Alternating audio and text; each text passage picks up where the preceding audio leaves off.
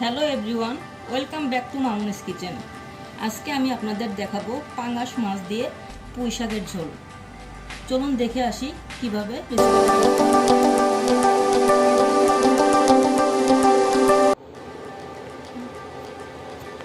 Hello viewers, প্রথমে আমি পাত্রটা গরম করে নিলাম, ফ্রাই প্যানটা, তারপর তেল ঢেলে দিচ্ছি।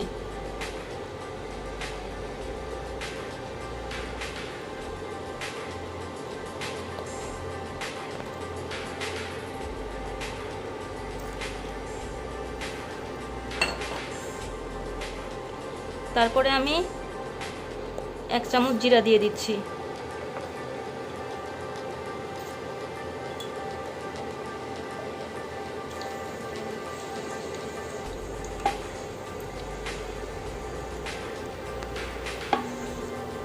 জিরাটা 1 মিনিট একটু ফোড়ন তুলে নেবেন গরম তেলে।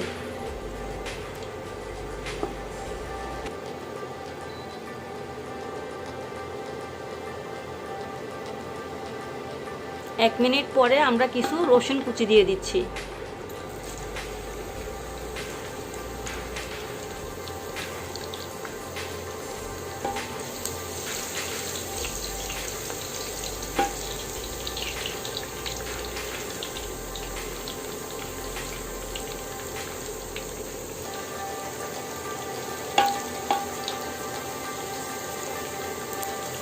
রসুনটাও আবার 1 মিনিট আমি ফোড়ন তুলে নেব। হালকা লাল হয়ে আসলে তারপরে আমি পেঁয়াজ দিয়ে দেব।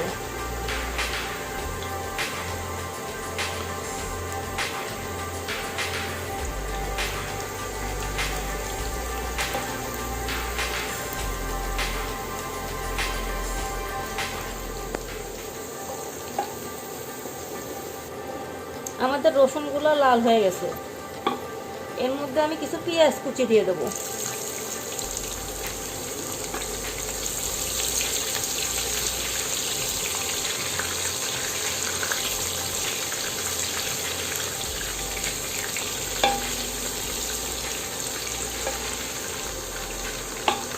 এখন পেঁয়াজটা লাল হয়ে আসলে তারপরে আমরা ময় মশলা দেবো এর মধ্যে।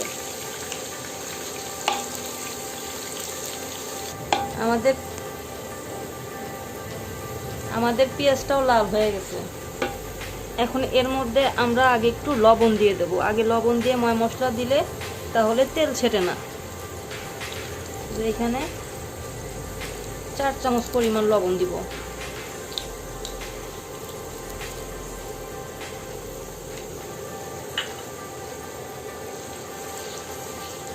একটু নাড়া দিয়ে এর মধ্যে আমি রসুন বাটা দিব।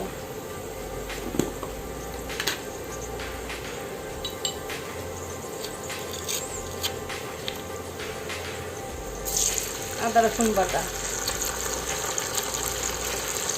2 চামচ।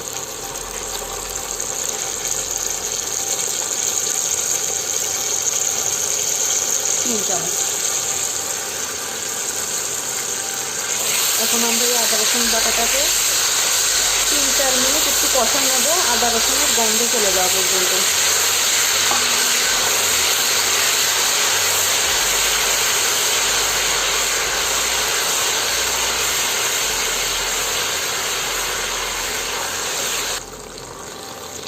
আমি 3-4 মিনিট আদা রসুনটা কষায় নিছি, আদা রসুনের কাঁচা গন্ধটা চলে যাওয়া পর্যন্ত। এখন আমি কিছু পেঁয়াজ কুচি দিয়ে দিচ্ছি, আধা কাপ পরিমাণ।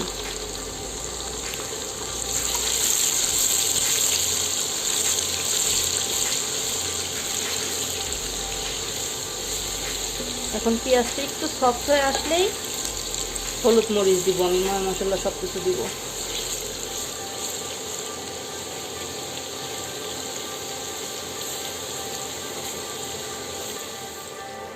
আমি পানি দিয়ে দিছি, নাহলে হলুদ মরিচের গুঁড়া দিলে মশলাটা পুড়ে যাবে, এই কারণে একটু পানি দিয়ে দিছি। এখন আমি এখানে 2 চামচ হলুদের গুঁড়া দিচ্ছি।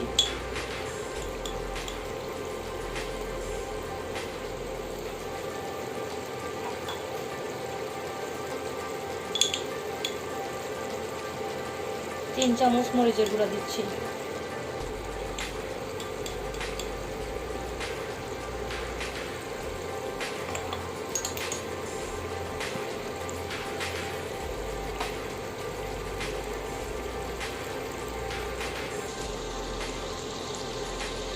2 চামচ ধনিয়ার গুঁড়া,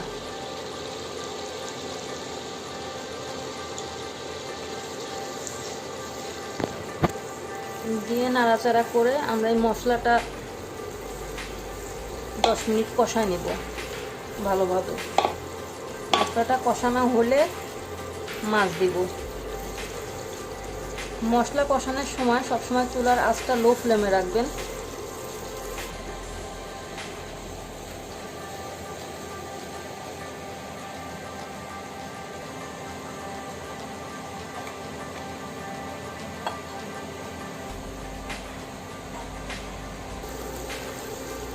আমার মশলাটা 10 মিনিট কষানো হয়ে গেছে। যখন মশলা কষাতে কষাতে এভাবে তেলটা উপরে উঠে আসবে তখন বুঝতে পারবেন যে মশলাটা কষানো হয়ে গেছে। এরপর আমি মাছ দিয়ে দিচ্ছি।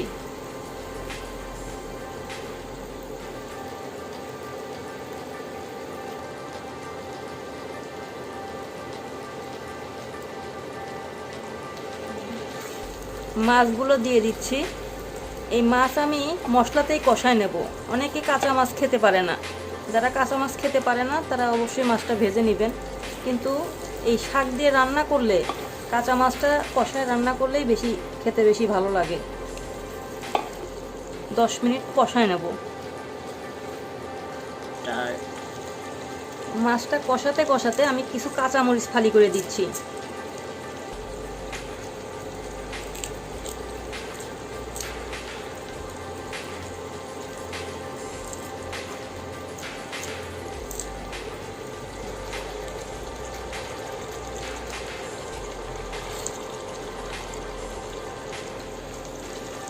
মাছটা কষানো হয়ে গেছে, এখন আমি মাছগুলো তুলে নিচ্ছি। মাছগুলো অবশ্য আস্তে আস্তে তুলবেন যেন ভেঙে না যায়।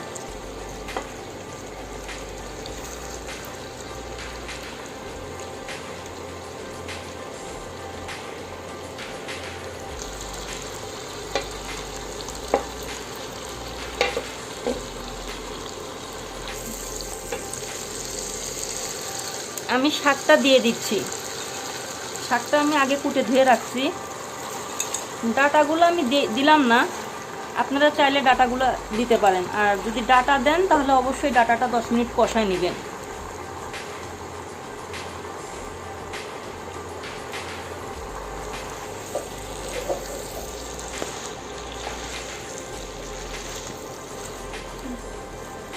এখন একটু নাড়াচাড়া করে শাকটা 5 মিনিট কষায় নেবেন। শাকের মধ্যে পানি দিবেন না, কারণ শাক থেকেই অনেক পানি উঠবে।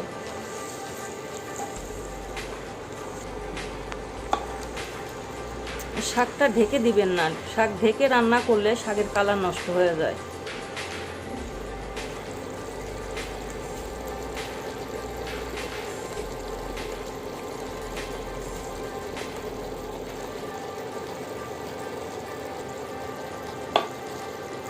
আমার শাকগুলা কষানো হয়ে গেছে, এখন আমি মাছগুলা দিয়ে দেবো।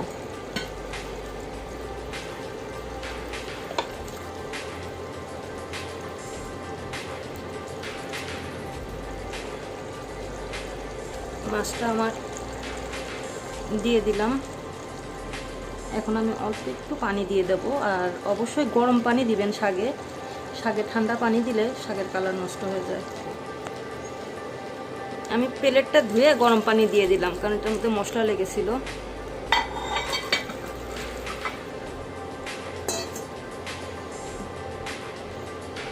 আপনারা আপনাদের পছন্দ মতো ঝোল দিবেন যতটুকু লাগে।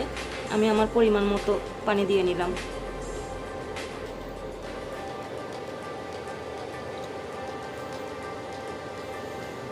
পনেরো মিনিটের মতো আমি এখন তরকারিটা জাল দিয়ে নিব। আমি 1 চামচ জিরার গুঁড়া দিয়ে দিচ্ছি। 15 মিনিট পরে আমাদের শাকের তরকারিটা হয়ে গেছে অলরেডি। এখন আমি কয়েকটা ধনিয়া পাতা কেটে পরিবেশন করব। সো ভিউয়ার্স, আজকের রেসিপিটা কেমন লাগলো অবশ্যই আপনার মূল্যবান মতামত জানাবেন এবং লাইক, শেয়ার অ্যান্ড সাবস্ক্রাইব করে আমাদের পাশেই থাকবেন। ধন্যবাদ।